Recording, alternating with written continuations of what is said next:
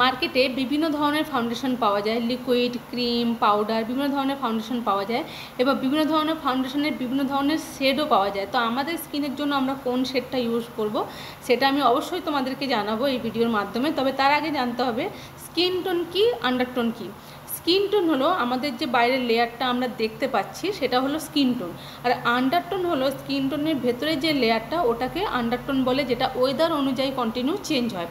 প্রচণ্ড গরমকালে আমরা যখন বাইরে যাচ্ছি, যখন বাড়িতে আসছি বাইরের থেকে, তখন মুখে একটা ট্যান পড়ে গেছে বা একটু কালো হয়ে গেছে মুখটা দেখে লাগে। এছাড়া যদি ওই সেম স্কিন শীতকালে আমাদের একটু পরিষ্কার লাগছে, বেশি ট্যানিং হয়নি এরকম ফিল হচ্ছে, তো এটা কেন হয়? এটা আন্ডারটোনের যে রিফ্লেক্ট আছে ওই রিফ্লেক্টটা আমাদের বাইরের স্কিন টোনে প্রকাশ পায়।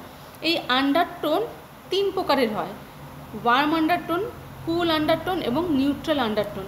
আমরা কোন আন্ডারটোনের মধ্যে পড়ি সেটা জানতে হলে আমাদের কালার হুইল জানাটা খুবই জরুরি। কালার হুইল কী বা কী কী কালার তার মধ্যে রয়েছে, সেই কালারের সাথে আমাদের ফাউন্ডেশন বা আমাদের মেকআপের কী কানেকশান, এই সব কিছুই জানাবো তোমাদের নেক্সট ভিডিওতে।